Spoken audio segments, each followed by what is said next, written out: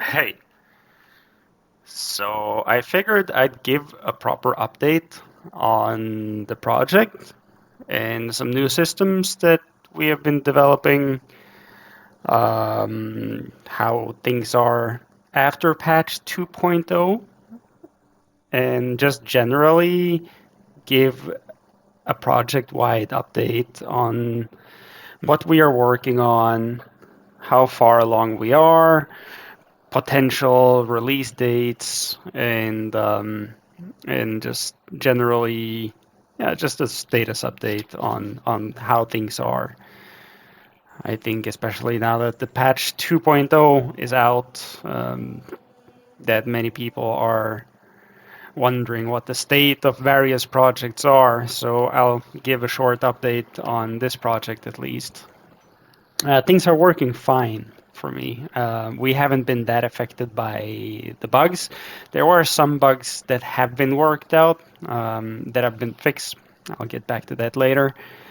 But as for what we have been working on, uh, these things haven't been posted a lot because we don't really have that much to show for. It has been like core system functionality, and things that you won't really notice that we can't really like show off and post. So we haven't been posting a lot, and I have also taken an extended break for a time. But I have been developing the past 3, 4 months maybe after a hiatus of what, like 6 months maybe. Anyway, this was actually done before I took my break. So I figured since I never showed it before, I can show off the cooking system. It works like some of you may have seen before in terms of regular crafting, where you interact with the crafting station. You need certain tools to use the crafting station.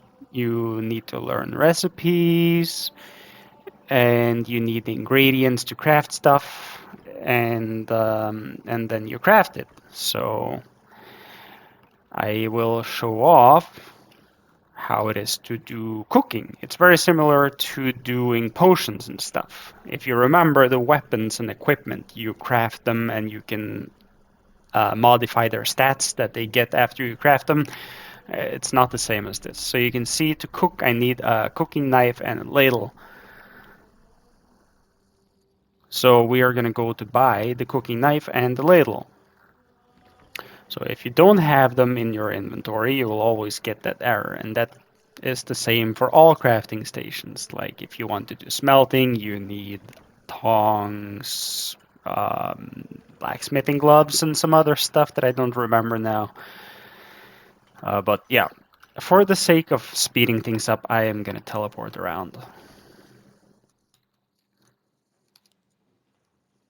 So here we have the cooking knife. That tooltip is kind of big. I think maybe that changed with patch 2.0. I know there's a lot of issues when it comes to tooltips. I'm not exactly sure because I haven't been affected by it, but it's something about when you make tooltips on runtime or something, but I don't think I do that, so my tooltips are intact for now. I am also going to buy some recipes so I don't have to run back and forth between the crafting station all the time. I'm going to be making some bread today. I'm going to be baking some bread and some buns and some baguettes, I think. And oh no, I'm buying the actual bread. I have to buy the recipes, of course. Baguette recipe, bread recipe, and yeah, bun recipe. Guess we can add in some butter for good measure. I'm not really sure what ingredients are needed, but I'm guessing cream and salt. Gonna buy some cream and some salt. I need the salt for the bread as well. There you go. And I'm gonna buy yeast for the bread and water and flour as well if I didn't buy that already. Some water, and finally, doesn't she have flour? I think I just saw it. Ah, there you go, flour. All right, so let's head back to the cooking station and get bacon. Get baking in a skillet or in a hot pot or something.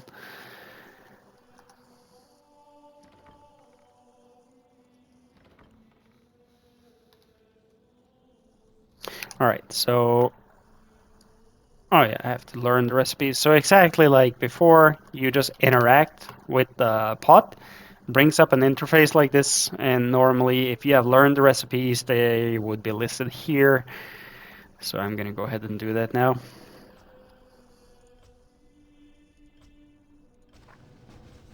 You have successfully learned how to craft baguette, bun, and butter.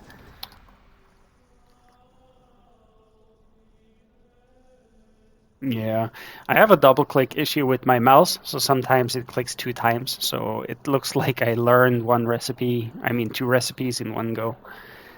I don't know, I have to buy a new mouse. This one is starting to get really old.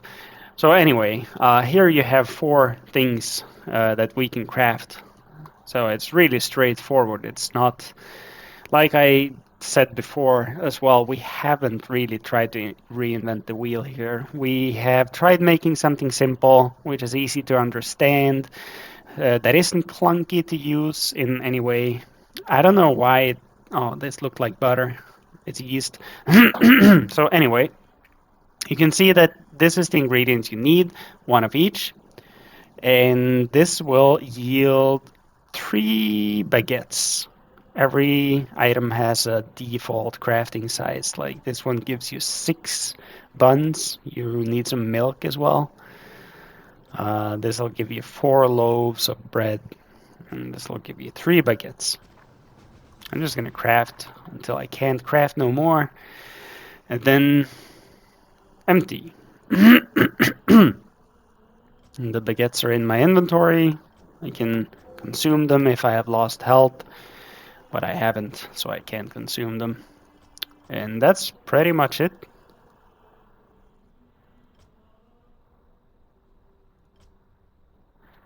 For the crafting at least. So basically, get the tools you need, get the recipes, learn the recipes, interact with the crafting station, and then craft. It is really straightforward and simple.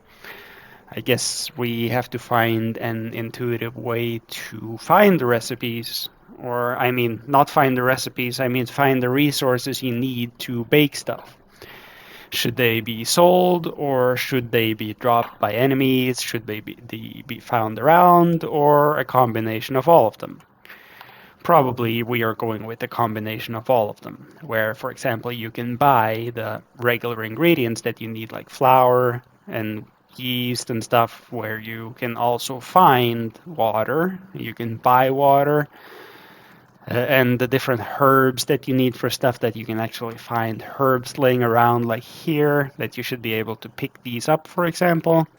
That is the idea we have. It requires some kind of respawn system for all of these resources laying around, of course, so it doesn't get empty. Anyway, the second thing that we have worked on is actually a setting system, which is not working as it should at the moment. At least some functions aren't, like the volume controls, but the idea is that you can click this one, which opens a settings interface where you can adjust different things. Normally, you could do this through the normal game menu, but the idea I had is that some settings are a bit more finicky to set through the games menu. Because I play sounds in different channels, right? So the game menu would mess things up. Like I play some regular sounds through the music channel and vice versa. So if you adjust the game menu sounds then you will mute sounds that you aren't supposed to mute. That's why I wanted to make this menu. But it doesn't work because in some areas, like in here, the music you can hear right now is actually added to the region, and the music variable is not a 3D sound. It is an actual music variable, which is added to this region. But reducing the music channel volume does not reduce the volume of this music. So it doesn't work for some reason. It's really unintuitive to work with sounds and music in Warcraft 3. It has always been a huge problem, and I have always had to find these silly workarounds for how to do music and sounds in here. I will pay some attention to this later on and try to work out these issues I have with sounds and music. So hopefully I will be able to get a fairly decently working system here.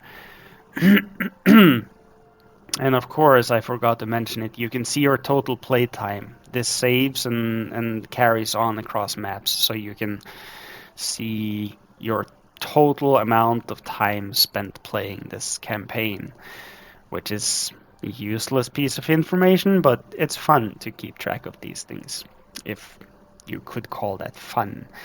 Anyway, next one out is the camera distance in video here. And yeah, it's kind of self-explanatory. This only affects you outside, not the indoor cameras. They are fixed and cannot be adjusted at all. The next one, which is not implemented yet, but it's different localizations. It is, yeah, I think for the foreign speaking players who don't understand English or who would rather play in their native language, I think this is a good idea to add. So far, there's only 3, but they aren't implemented or made yet. But I'm going to make a Norwegian one. Deep Stress is going to make a Romanian one, and maybe some people want to add in their own localization later on. This is not going to affect game menus, by the way. The game language is going to be English, but the dialogue and the spoken language will have different localizations.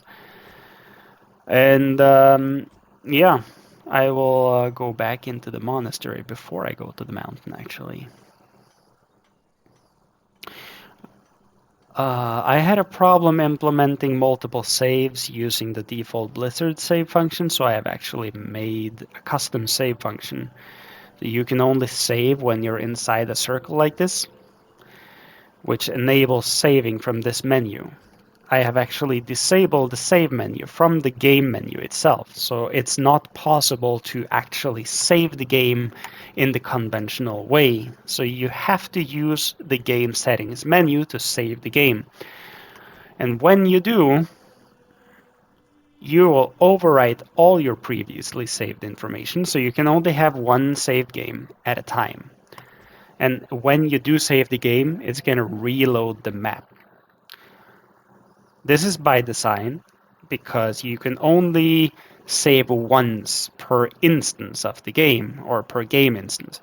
So to circumvent this, I have to reload the map to reload the instance, and then I can save one more time. It's super silly, but that's how the game works, and this is, I don't know, a more than 20-year-old game. So some workarounds are required, and some things are really unintuitive for something that I'm gonna release in like after 2000, who knows, 26 or whatever.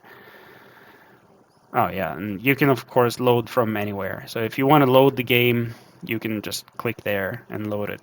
And you cannot do this in combat, by the way, loading the game, because you can't access these menus in combat.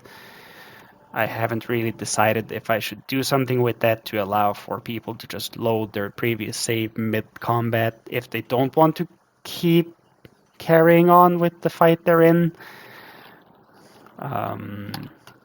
Hopefully it's not possible to exploit that somehow. So yeah, the next out is the brightness system. And the brightness system doesn't work in any other maps than the cave because it's not really necessary. The nights aren't that dark, so it's not that problematic with the darkness in the nights. But the cave, on the other hand, can be quite dark because there aren't that many light sources, and the light sources that are there aren't really that strong, at least not the blue ones. I'll show you in a bit. Just gonna teleport all the way up here and open the cave.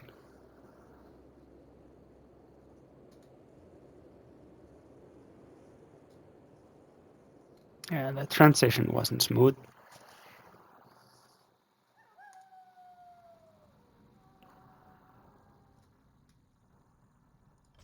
So you can see when you go to the settings now, you actually have a brightness setting, which wasn't available before. So it's basically applying DNC models. I have 10 different DNC models that I am changing back and forth between when you do select the brightness levels. And after patch 2.0, like I mentioned before, there were some issues with these DNC models. They changed how the ambient intensity works in DNC models, not in regular light, like Omni lights, which are just light nodes, but specifically in the light environment, this makes a change. I don't know why, because both are just light nodes, so they should theoretically work the same, but I guess it's the way you apply them which makes a difference. So you can see here, like, it's very dark here. You can't really make out the details of the ground or really see where you're walking, at least not on my screen. Maybe if your monitor is brighter than mine, you can see it. That's when you would want to increase the brightness, right? So increase it to something which is comfortable for you, but still doesn't look too bright. And that's the idea behind it. So yeah, to fix this issue in patch 2.0 with the DNC models, you have to decrease the ambient intensity by a lot. I had probably ambient intensity set to 4 in my light nodes in the DNC models, and now I had to reduce them all the way down to like 0.1, 0.125 and stuff like that, just so you get the general idea of how far down you actually have to adjust them. Oh yeah, and I actually added 5 more levels. Previously it was only 5 levels of brightness, now it's 10. So players do get some options here. But to my liking, this is a bit too bright to be in a cave. So I'd probably go with like 4, maybe even darker. 3 looks nice in my opinion. Then you get the darkness, you get the lights, and you get the bottomless pits that aren't too visible at the bottom and stuff. But it's all up to what the players prefer. If you prefer a completely bright map, just set it to 10. No one's going to judge you for that, or maybe just a little bit. So that's the things we have been working on and implemented already. And as for the general state of the project, we are getting closer and closer to release, but there are some things that needs to be finished first. And the most important one, like the single most important thing that needs to be done before we can release a beta or an alpha version, is the combat system. You have probably seen some videos of the combat system before, and these videos did look quite complete and finished, but the thing is that were only demos in a demo map, and our combat system developer is currently not working with us in this project anymore. He has, for now, left the project to deal with some personal stuff, and he doesn't have the time anymore to work on it. So we are going to have to either make a new one ourselves or commission one or ask someone else to make it. And this is such a huge system that it's going to take a long time to do this. Like I spent maybe a year on the inventory system alone, and the combat system is as much, if not even more advanced than the inventory system. So let's see. We'll just do it little by little and slowly work on things until we have something more to show for. Other than the combat system, there are things like making quests and saving progress across maps and making NPCs and models for all the quest givers and story important people and balancing and bug fixes and things like that. And it takes a long time because there are a lot of bugs currently, and we have a list, and we have completed like 30% of the bugs on the list.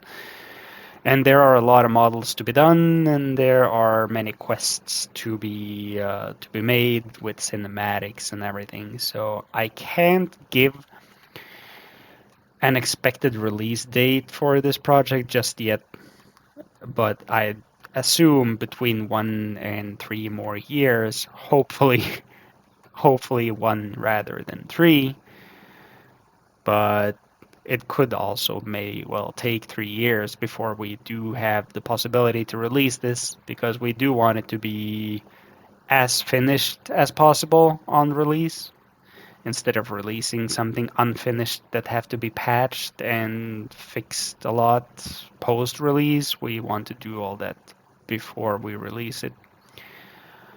So I guess that's pretty much everything I had on my mind right now about the state of the project. So we have been working on some nice things. We are going to be keep working on some nice things, and we are hopefully going to be a little bit more active when it comes to giving updates in the thread. So until the next update, I guess that's it. So peace out.